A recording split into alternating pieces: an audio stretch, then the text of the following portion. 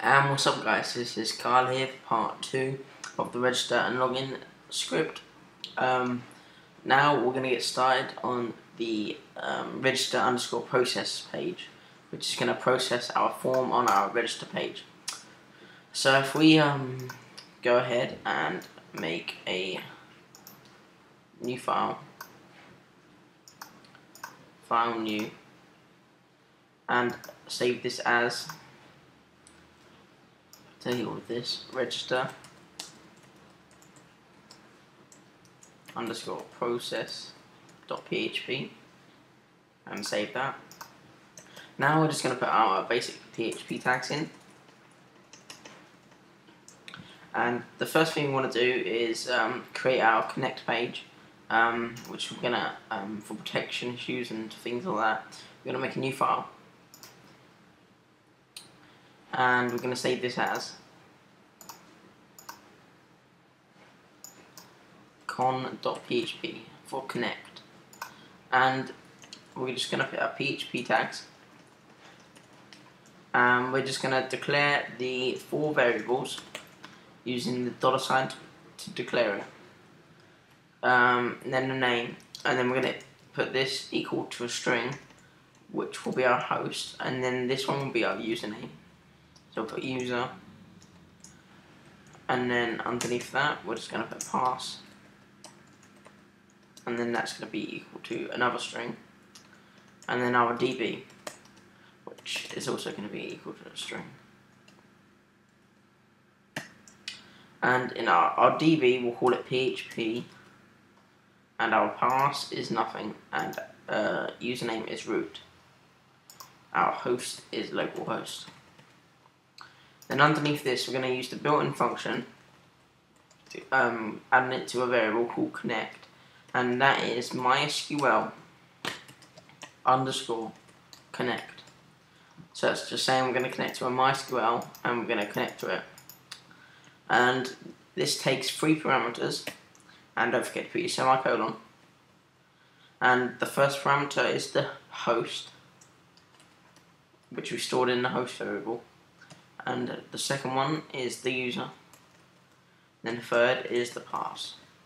And under this we're just going to put another variable called database, and that is going to be equal to MySQL underscore select underscore DB, and that's going to be equal to DB, and end that with a semicolon. So that's just going to say select which database, the database that we're using, which is PHP.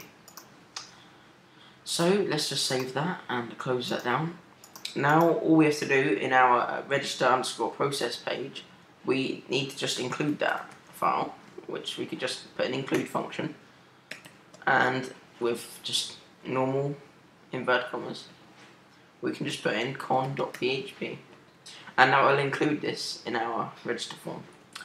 Okay, now we're gonna put a comment in and say declare the user's input into separate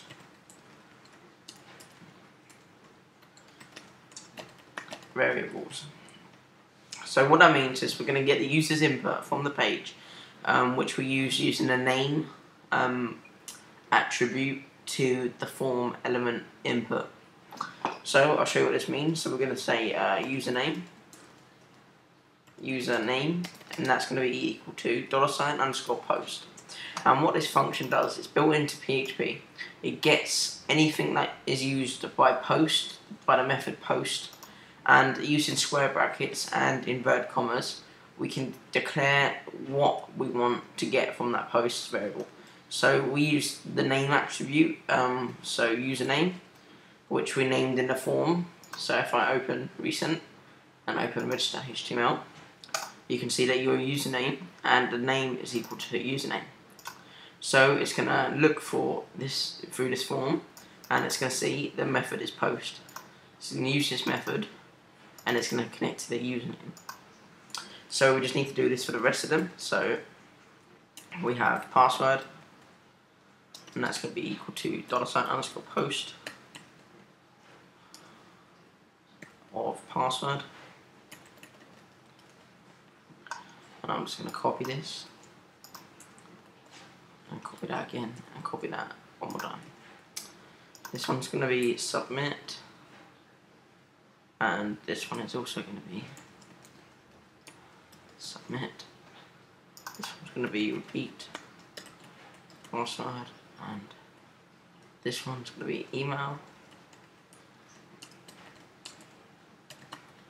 and the variable is also going to be email, and this is going to be also repeat password. Okay, so now we've got all of the users input, we can simply start coding what we're going to use to insert this into our database. But first we need to go to our web browser, and actually, no, I'm going to open this one up, and I'm going to go to PHP MyAdmin, which I can find, there it is, PHP MyAdmin. Okay, creating a new database called PHP, because it already exists. So, okay, I've got PHP existing here. I'm just going to delete all of these because I don't need them.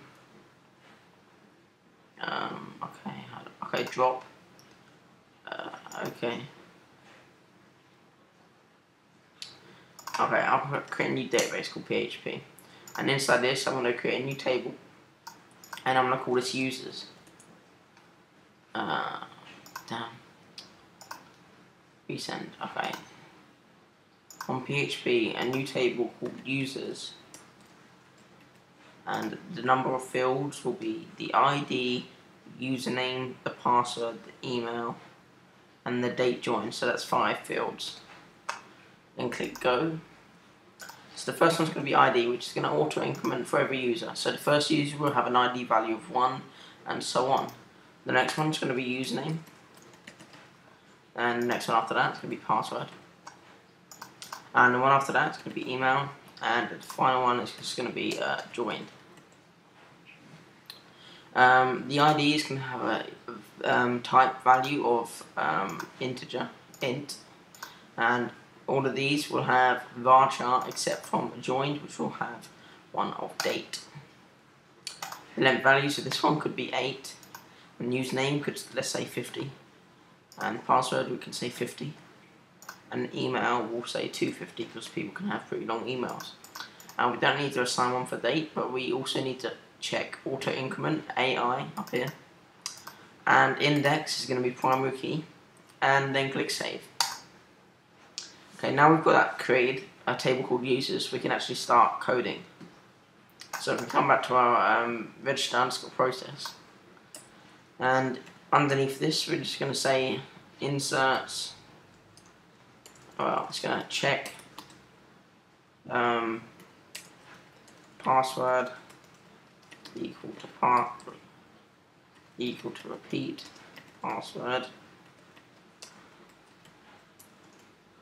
and username and email do